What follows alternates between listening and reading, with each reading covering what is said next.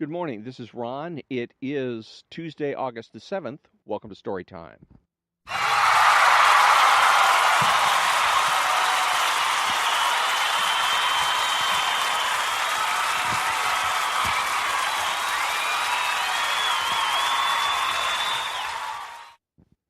Good morning. Thank you very much. And this is Ron, your host, the only true conservative in the United States of America, because I'm the only one that makes the presumption for the status quo. Let's talk to all you butchers, bakers, and candlestick makers out there.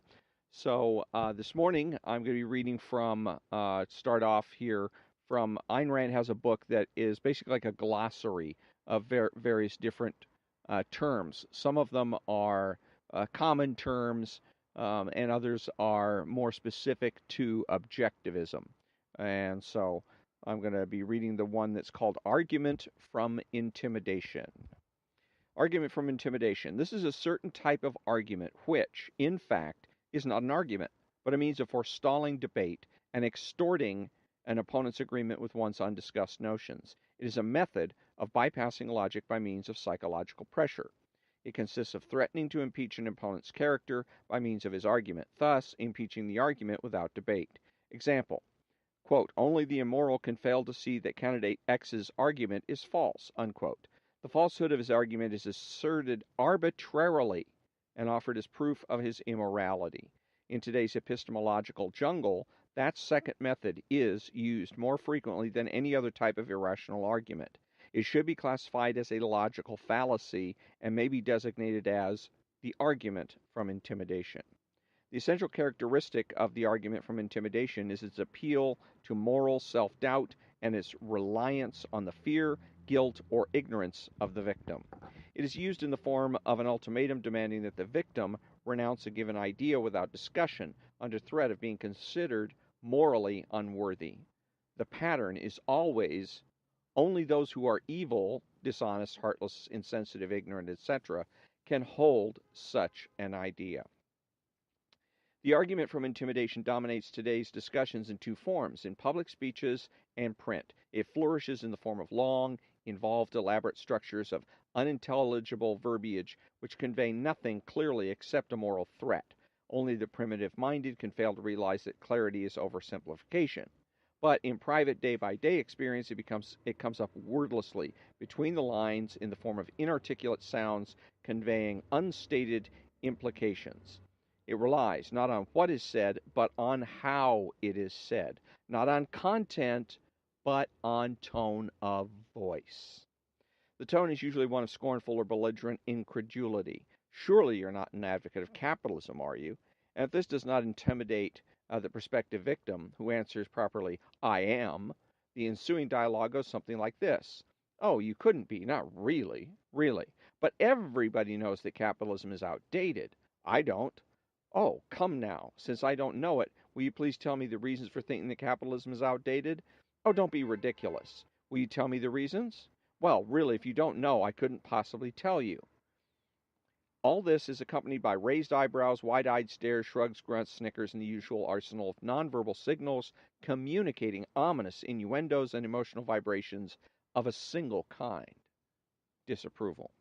If those vibrations fail, if such debaters are challenged, one finds that they have no arguments, no evidence, no proof, no reasons, no ground to stand on, that their noisy aggressiveness serves to hide a vacuum, that the argument from intimidation is a confession of intellectual impotence.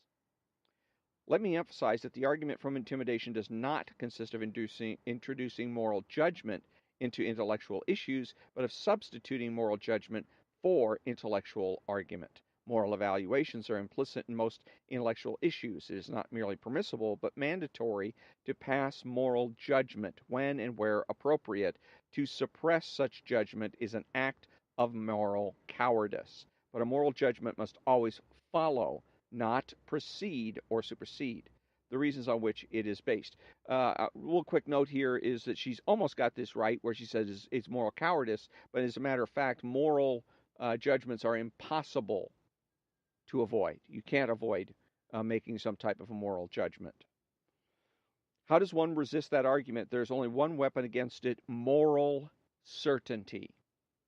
When one enters any intellectual battle, big or small, public or private, one cannot seek, desire, or expect the enemy's sanction. Truth or falsehood must be one's sole concern and sole criterion of judgment, not anyone's approval or disapproval, and above all, not the approval of those whose standards are the opposite of one's own. The most illustrious example, the proper answer to the argument from intimidation, was given in American history by the man who, rejecting the enemy's moral standards and with full certainty of his own rectitude, said, "If this be treason, make the most of it." That was one of our founding fathers.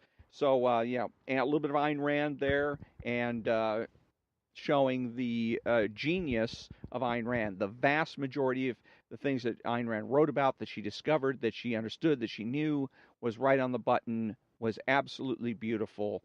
She made some errors, some large, most of them on the small side, that detracted or put her in a position to contradict herself, and that's why she isn't as popular a writer as she should be, and why her ideas aren't as widely promoted or widely read and widely understood as they should be. So when I come back, I'm going to read a little bit from Rush Limbaugh. He does a little bit of a positive, gives Donald Trump some props, so to speak.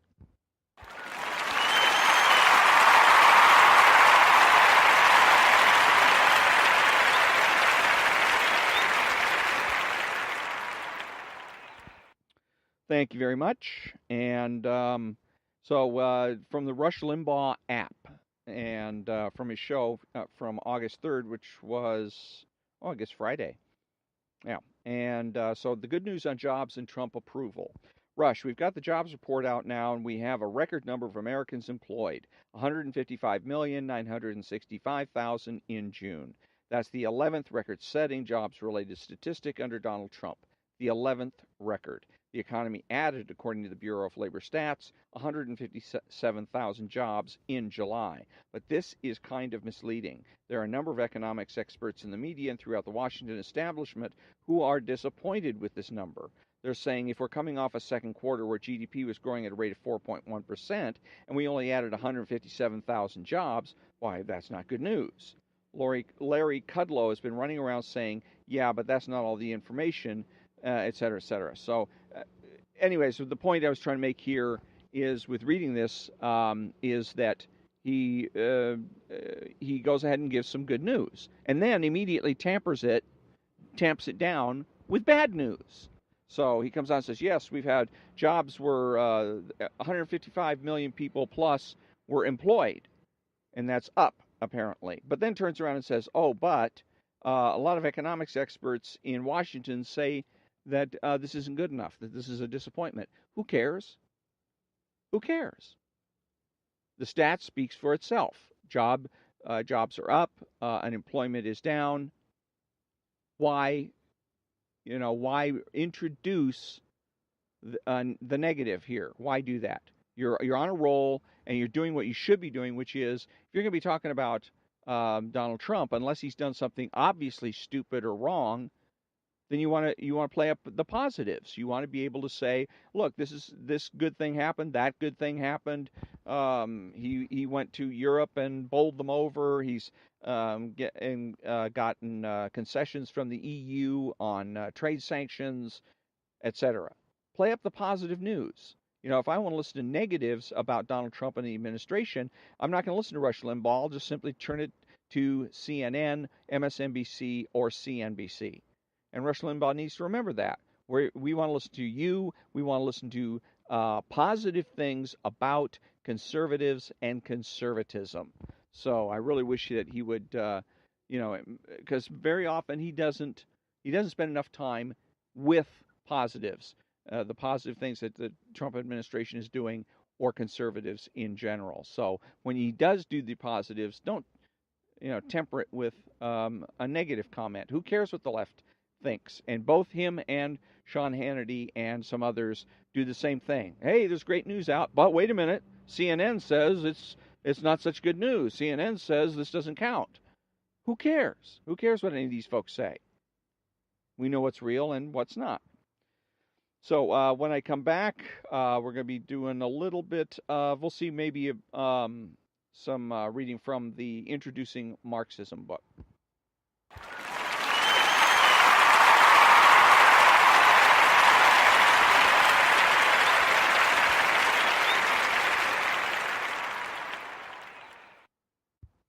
Okay, thank you very much. Yes, it's going to be, I'm going to read a little bit from the Introducing Marxism from Totem/Icon Books. And I like those because they have, they deal with serious subjects, but there's a lot of illustrations and whatnot in it. So it makes it a little bit easier, especially as I'm as used to, as much as anyone else, a society in which we communicate by telling stories and painting verbal pictures. So it makes it a little bit easier to kind of ease into the any particular heavyweight subject matter if you've got a lot of illustrations or drawings or whatever. So, but anyways, this is the section. It's called Consciousness of Alienation. As class consciousness emerges, workers become aware of their own alienation. This is a key term for Marx and is central to his concept of human nature. The working class proletariat has been alienated throughout the capitalist epoch without being aware of it. By alienation, Marx means a number of different things. His most detailed discussion of them is in his book called Economic and Political Manuscripts of 1844. To be alienated is to have a fractured or improper or distanced or estranged relationship to something. Marx believed that we humans are not in a proper relationship to the key parts of our lives, to other people, things, and activities. The nature of alienation. Alienation takes a number of forms that are all related to a productive activity. It is in the nature of people to be active and interactive with nature and other people in the process of making and changing things. When these relationships become distorted or estranged from us, we are not fulfilling our nature. We are alienated from each other because the productive process of capitalism requires a superstructure of ideas which distorts and obscures the naturally cooperative way that we should relate to other people. For example, capitalism pits worker against worker by installing the idea that they are in competition for the same work. Finally, we are alienated from ourselves as a species. This is the most fundamental kind of alienation. The shelters that we build can be magnificent and varied. As Marx says, man also produces in accordance with the laws of beauty. Production is essentially social and, in its undistorted form, intrinsically satisfying. It is what we want to do because we enjoy it. And that's true on an individual level. But when we're talking about the individual being a worker, we're producing something in order to assist a company to provide goods and services that the public wants or needs. Understanding alienation. Most humans have to live in conditions that make unalienated, proper relations to life itself impossible. Instead of being a joy and a pleasure, work becomes boring drudgery. We only really feel free in the functions we share with animals: sex, drinking, eating, pleasure. Going on holiday seems to be the only time we are really human and alive. All this leads to a new kind of self-alienation. This is by no means a new concept. And so, again, you can see in here the importance to Marx of the, quote, superstructure. He wasn't just interested in what is going on economically in a country or the classes themselves, but also what was going on culturally. And his substructure, I think, was the culture, and then the superstructure was the ideas that supported a particular way of life or manner of living. In this particular case, capitalism. So and that's what the lefties of today are doing, trying to replace ideas, the ideas that we've had about things for decades or perhaps hundreds of years, with socialist, updated, allegedly in modern socialist ideas. For instance, about work. That a lot of our attitudes in the United States about work has been had a sort of a Christian basis to it. Idle hands are the devil's workshop, and that you expect yourself to be productive. Also, the idea that I want to work and to be productive as a kind of a self-fulfilling psychological situation, so that um, I am fu- fulfilling myself psychologically. Actually as because I don't want to take anything for free. That was what I was really groping for here, but I drew a blank in the middle of the statement. Anyways, uh, number one, yes, we had the cultural, our culture through Christianity telling us idle hands are the devil's workshop, so you need to be productive. But on the other hand, also part of that is you never take anything for free. There is no free lunch, and you should not accept anything for free. Everything that you get, everything that you own, you should earn. And so the left is working on that too, in saying that no, that's not necessary, not correct. Um, it should be that um, you should be wanting to get things for free. And of course, because if you earn something, it becomes your property, and the left is, for the most part, anti property. And so they'd rather have you desire to get things for free. And that's where we end up getting a desire for uh, free things, particularly free things from the political parties. Notice I didn't say government. Government is merely the apparatus by which political parties wield power. So, but the fact that we expect to get certain things for free is a cultural attitude which supports welfare and food stamps and whatnot. Decades ago, it was that uh, welfare and food stamps were a hard sell. It was hard to get people to agree to getting food stamps or welfare, because again, the idea was I want to earn everything that I have. I don't want any freebies. I don't want anything given to me for nothing. I want to be able to say that I've earned it. So the left was able to turn that around and encourage people to, by uh, moving, having the statement, "You're crazy. If you don't take something for nothing, you're nuts. There's something wrong with you." And so gradually over time, we got to the idea that getting something for nothing is a good idea. And not only did they encourage people to get something for nothing, but they denigrated a lot of work by dividing it up and deciding that there's some jobs that are not worth doing. And because they used to say, and I remember this on C-SPAN, watching them on C-SPAN, talking about burger flipping jobs. Oh, those are burger flipping jobs. Who cares? What difference does it make? And so what you end up with is a lot of situations where uh, somebody needs to work. They're out of work. Let's say they got laid off or something, and they need to work, but they don't do it. There's work available, but they won't do it because it's a burger flipping job or it's a security guard. There's a friend of mine that I know that was another lefty, and he was unemployed, homeless, and whatnot. And I told him I was in somewhat the same situation he was in. The difference was I was working. I was working as a security guard, and I told him, I said, "Hey, all you have to do is go and get some training. You spend about $100 or $150, and you can get a guard card. And with a guard card, you can go out and get a job. And it's not and being a security guard is the Woody Allen of jobs, where 80% of the job is just showing up. If you know how to just show up and show up on time and be there without falling asleep, boom, and you're getting paid at least minimum wage, and in a very often you're getting overtime. I was in a particular job in which I was getting tons of overtime, and so I was making some pretty good money. In any case, his response was, "Oh, I won't do security guard work." Now, and this is the same guy that had no problem and wouldn't bat an eye asking to borrow money from me, but it will insult me to my face about being a security guard.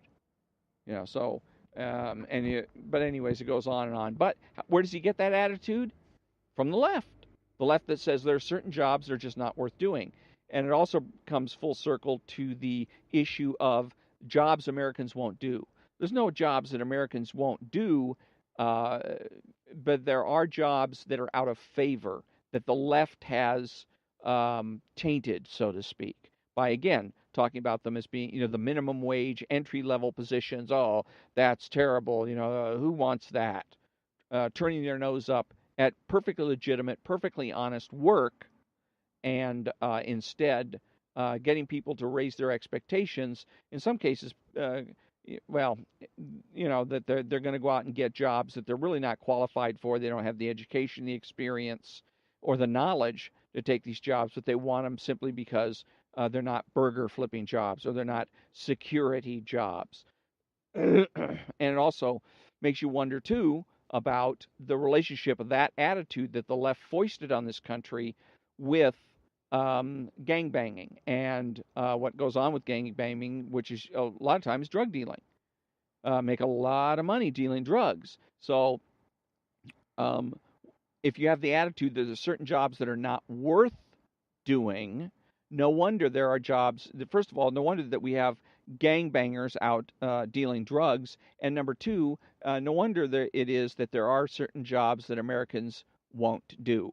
Because they turn their nose up at it, and they do so because the left has insisted that there are certain jobs that are not worth doing. And so we end up with having people coming here from other countries, some legally, some not legally, and end up doing those jobs, going ahead and taking those positions. And then later on, we end up complaining that foreigners have ended up taking all of our entry level positions. But again, it's the cultural attitude, the cultural mindset that puts all of this in motion.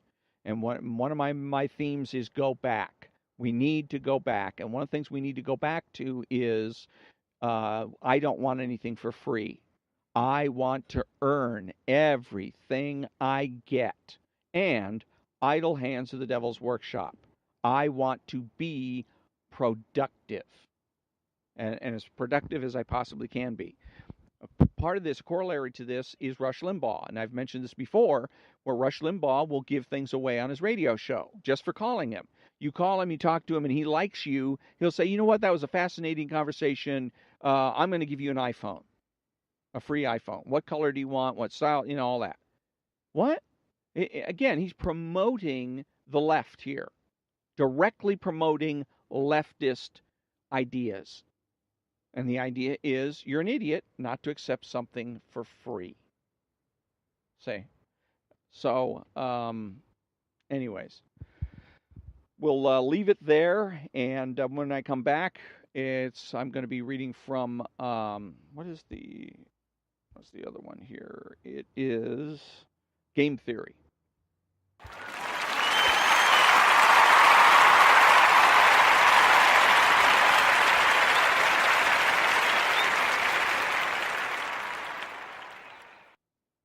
Thank you very much. And I'm at game theory. I've skipped ahead here because there's a lot of different types of game theory they were that they were on about in this book. So one of the issues, though, that I thought was interesting was they have a section here on cooperation, because the left emphasizes cooperation versus competition. That capitalism is inherently competitive, and that socialism is inherently cooperative. So this book is going in that direction of basically, when it's talking about game theory, one of the things is in terms of making life seem like it's nothing more than a series of struggles, first of all, and then also trying to show people how to use game theory in order to elicit cooperation from other peoples, and as we'll see in a minute, even from other countries. Cooperation. In the prisoner's dilemma, although there is a benefit to cooperative behavior, individual incentives encourage conflict. In the network engineering example, it is possible to overcome this problem if one person controls both routers. But in human interaction, achieving cooperation can be more difficult. Social psychologists study conflict and cooperation to understand the manner in which individuals' behaviors are influenced by social groups. Consider an example of the prisoner's dilemma known as the roommate game. This game both emphasizes the theory's broad applications and provide a framework to think about how social norms can help to overcome individual incentives for excessive conflict. Alice and Beth share an apartment. They like a clean kitchen, but neither of them enjoys doing the dishes. Each girl has the choice to clean up or not.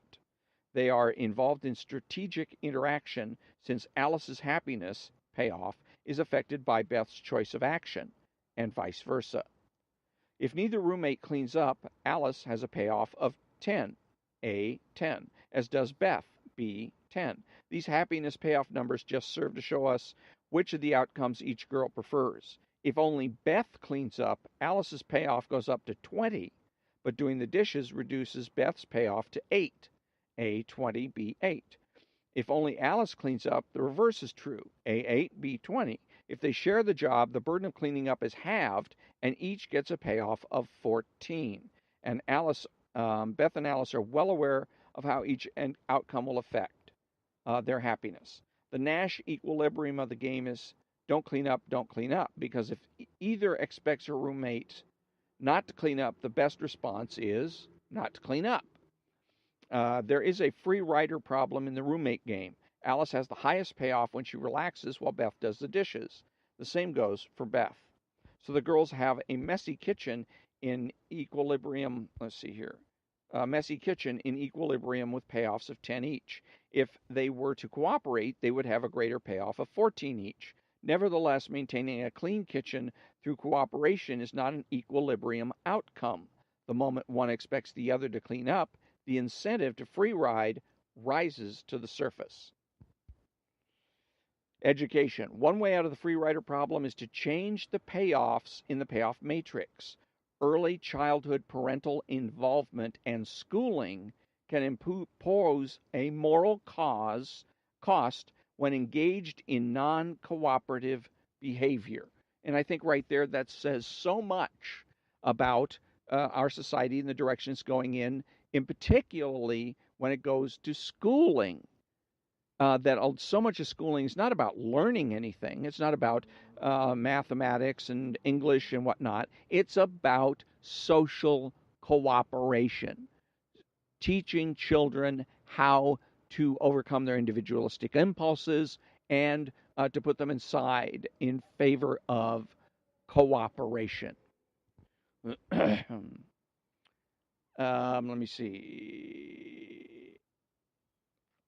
The impression of a moral cost may initially seem bad for the girls. After all, who likes to feel guilty? But in the social interaction, a moral cost can change the equilibrium by encouraging both girls to behave more cooperatively. Alice and Beth can be better off if both have moral values because it allows them to achieve the benefits of cooperation that were unattainable before. Assume that there's a moral cost of not doing your share. If either girl doesn't clean up, she feels guilty, and her happiness goes down by 7 in the roommate game. The Nash equilibrium now would be clean up, with payoffs of 14 for each girl. Since players choose to cooperate, in equilibrium they do not pay the moral cost. There is a Pareto improvement in the outcome of the roommate game due to moral values. Players' equilibrium payoffs go up from 10 to 14. So, again, the idea of learning ways to manipulate people into acting cooperatively.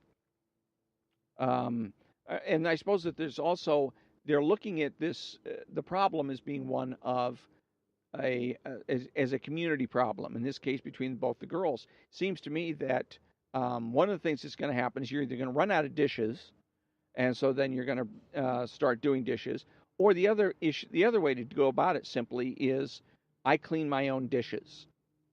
Okay, because they're assuming that each girl has something to eat or drink or whatever and puts her dishes in the sink. Okay, so now you've got 2 sets of dishes in the sink, and each girl is expecting the other to basically clean up after her mess. Right? And so if each person cleans up after themselves, you take an individualistic approach instead of a socialistic cooperative approach, I'm going to go ahead and clean up after myself because of enlightened self-interest. If I don't clean up after myself, then sooner or later I'm going to run out of dishes, and I'm going to find eating to be a much less satisfactory issue. So when I come back to this particular book next week, it'll be environmental policy and cooperation, and it's basically explaining how these games and game theory are applying to nation states on a global level.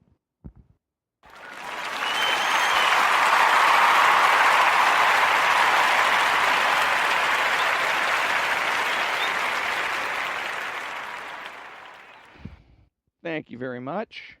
And so I think I'm going to go ahead and finish this up with some jokes from the New York City Cab Driver's Joke Book.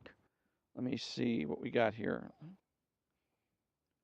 Okay, here we go. Let's see. Oh, okay.